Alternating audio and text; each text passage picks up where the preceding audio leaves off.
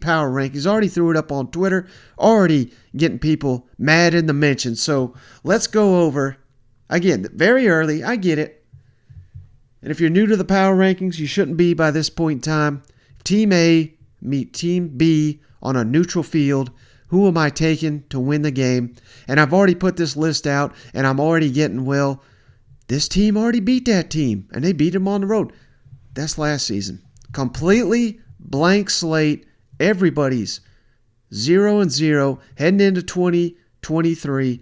We still don't know who's declaring for the draft. That deadline's January 16th. We still got the portal. We still got a little bit of recruiting. We still got some coaching changes that will happen. I get all of that. So I'm taking a shot in the dark on a lot of these. But having said all that, let's have some fun. Mention all 14 SEC teams here. Number 14, no surprise, the Vanderbilt Commodores. Again, you're getting more respect. You won 2 SEC conference games. It was tough to even put you this low. Vanderbilt, you keep trending in the right direction. I'm just a little disappointed you lost some key players to the transfer portal. How will that affect you in 2023?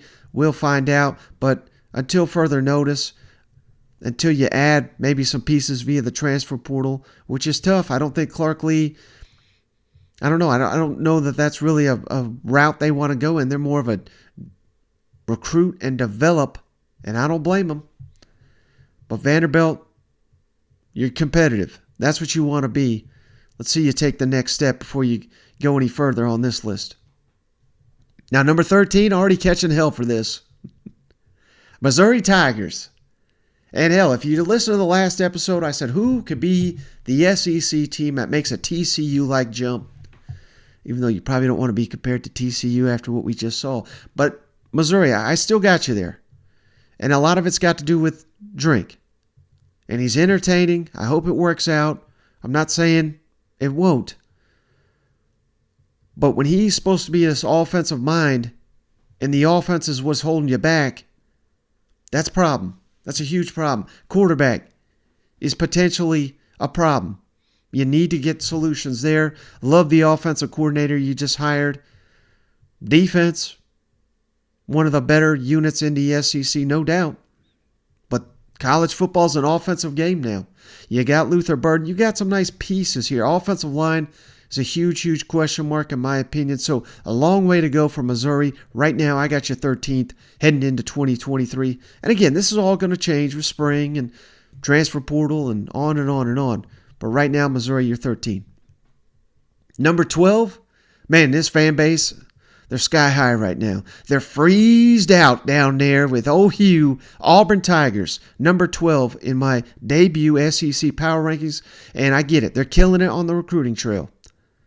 That doesn't always translate immediately. They're doing well via the transfer portal as well. It's going to be instant impact, but we're still hunting for a quarterback. That's a missing piece right there. Maybe it is Robbie Ashford, but they're clearly not. They're not out on him, but they're not enamored with him either.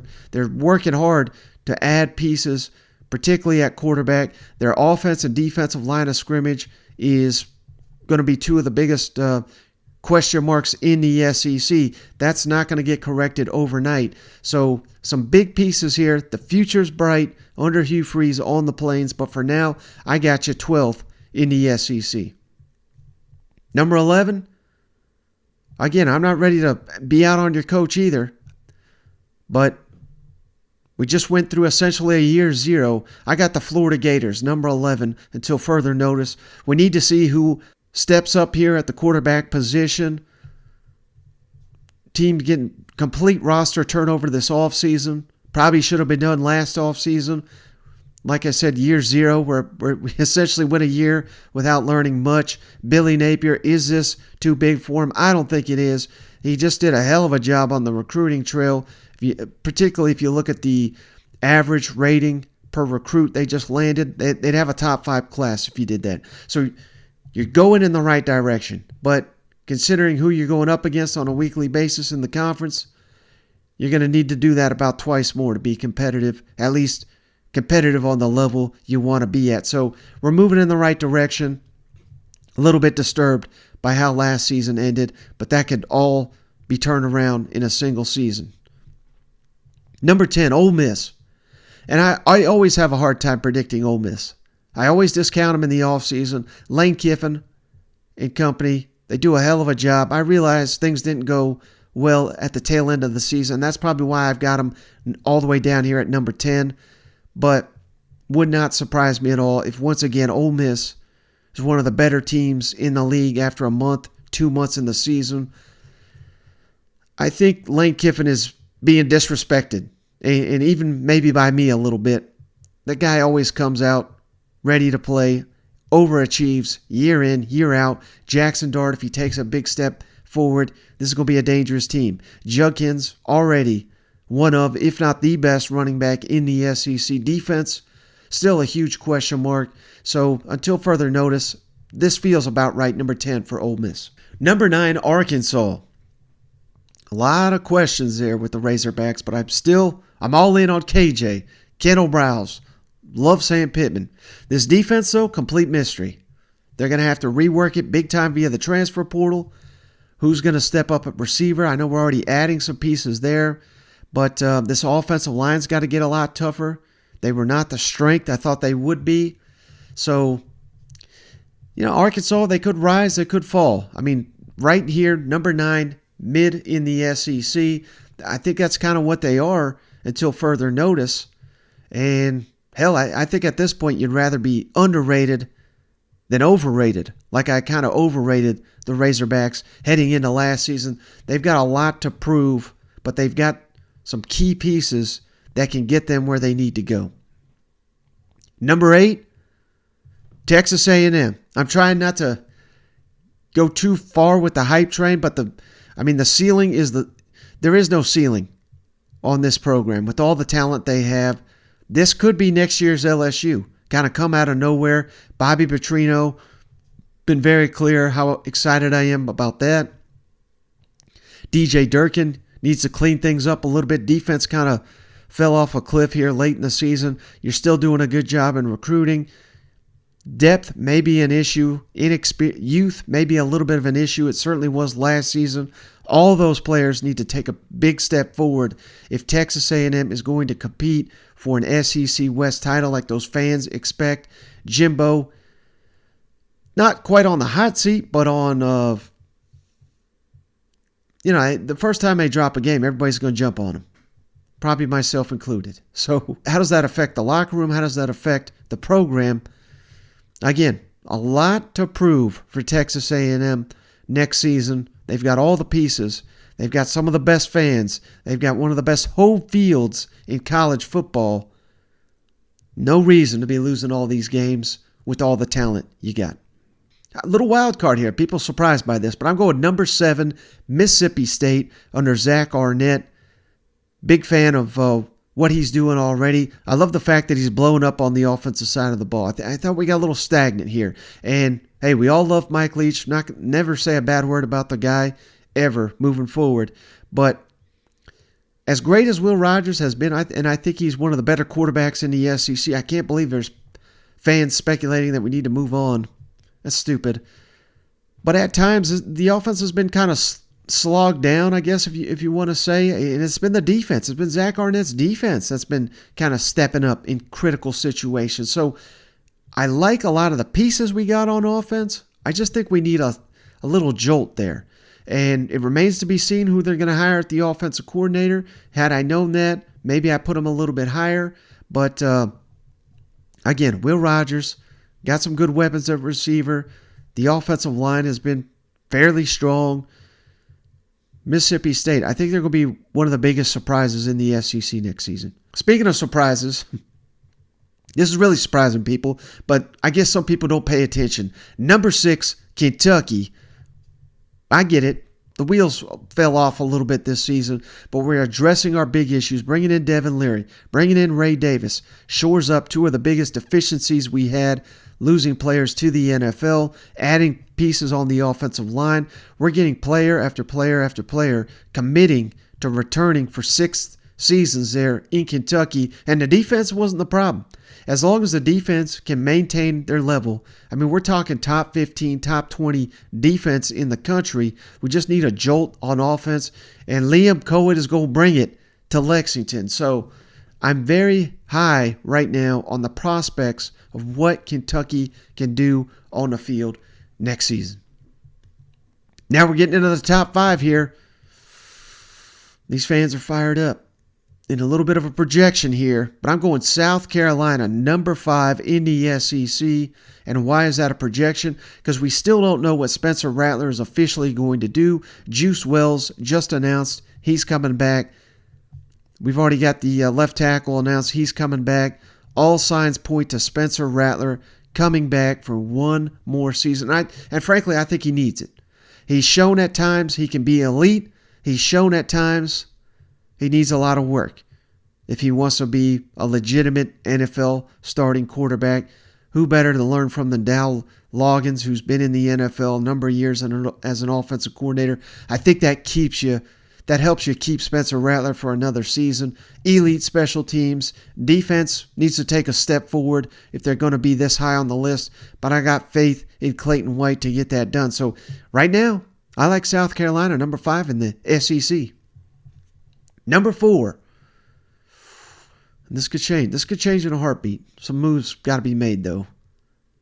Alabama, all the way down here at number 4 in the SEC.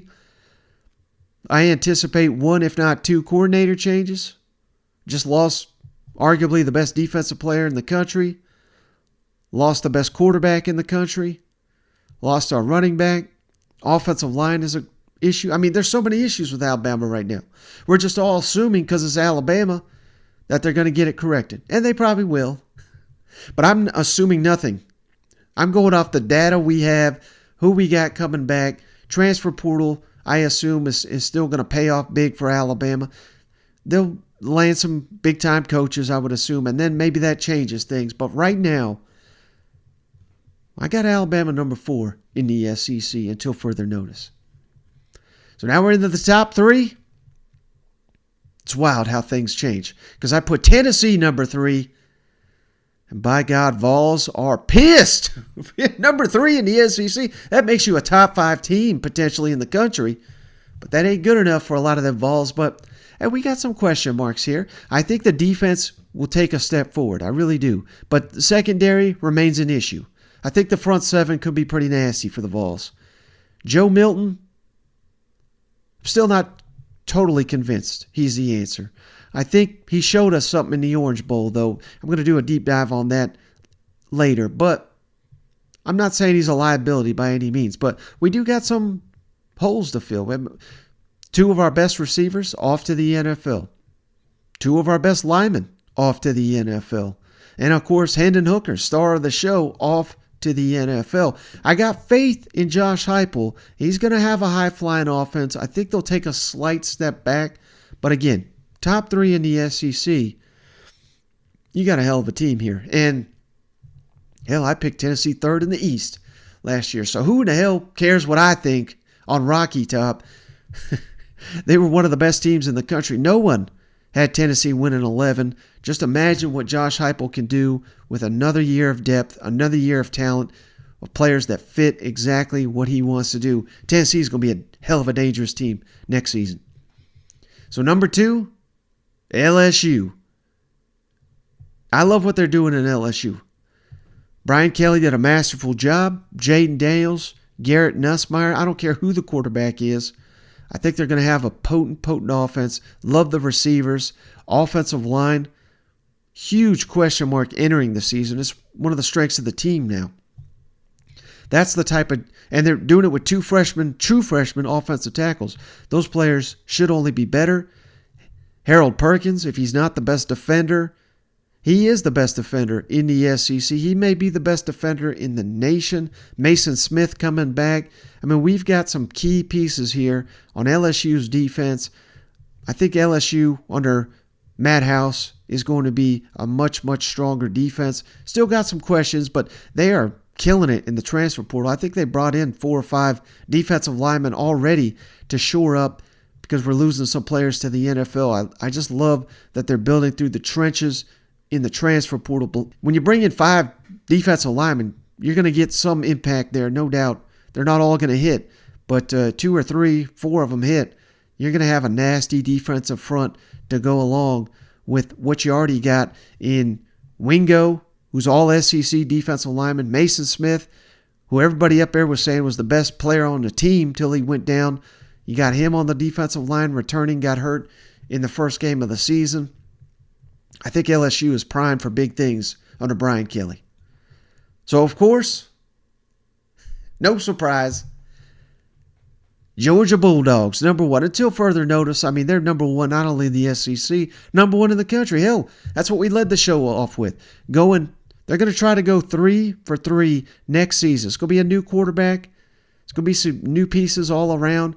But all Georgia does is reload. This was supposed to be, like Nick Saban says, that was a rebuilding year. This was supposed to be the rebuilding year in Athens. And they just went 15-0, essentially untested. Missouri and Ohio State were only teams that touched them.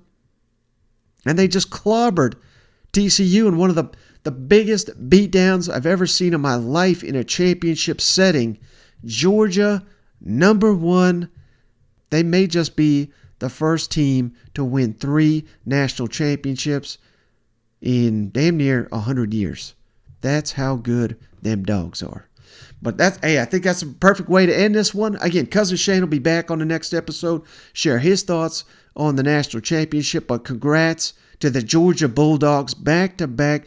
Think about it. You waited 41 long years to win that national championship. Hell, the way they played on Monday night here, it may be 41 years before someone beats the Bulldogs again. But enjoy this one. Hey, you're the kings of the world. You got bragging rights all off season long. That must be nice. Enjoy it. Get you another ring. Drink you another one on us. But that's going to do it on this episode of the show. Appreciate each and every one of you sticking with us this entire college football season. We'll catch you on the next one. It's what we want to do. We're going to hunt tonight.